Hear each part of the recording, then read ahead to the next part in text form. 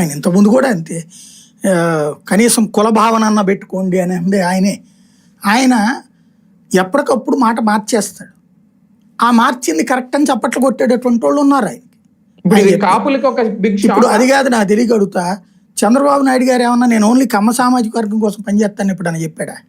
జగన్మోహన్ రెడ్డి ఏమన్నా నేను రెడ్డి సామాజిక వర్గం కోసం పనిచేస్తున్నాను ఇప్పుడు అని చెప్పలేదు. అలాగని వీళ్ళ కోసమే నేను లేనని కూడా చెప్పలేదు. అదే అనేది అవసరం ఏంటో ఆయనకి అర్థం కాదు. ఆయన ఎందుకు చెప్తాడు ఆ మాట అర్థం కాదు.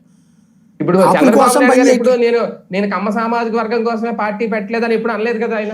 అదే అనేది ఈయనకి ఎక్స్ట్రీమ్ లెవెల్ అనమాట. నా మీద ముద్రేసేస్తున్నారు. ఇప్పుడు ఏదో ఉత్తరప్రదేశ్లో 10 మంది వచ్చారు, లేకపోతే బ్రిటన్లో 100 మంది వచ్చారంటే నీకు తెలుగుదేశానికి లేరే ఏంటి? 100 దేశాల్లో ఉంటారు వాళ్ళు. 192 దేశాల్లో ఉన్నారు తెలుగుదేశాన్ని. వైసీపీ వాళ్ళకి కూడా ఉన్నారు. ఆ దేశంలో మనం వెళ్ళి పోటీ చేస్తామేంది? మేము అంత విస్తరించామని చెప్పుకుంటానికి వాళ్ళు సందాలకు పనికొస్తారు. ఇక్కడ మనం అధికారంలో ఉంటే దందాలకు పనికొస్తారు. అంత మించి ఏముండదు వాటితో. బేసిక్ గా అనవసరమైన మాటలు ఈయనకేంటంటే ఉక్రోషంతో మాట్లాడేస్తాడని. సోషల్ మీడియాలో ఎవడెవడో కామెంట్లకు ఆయన ఆన్సర్ చేస్తున్నాడు అంతే.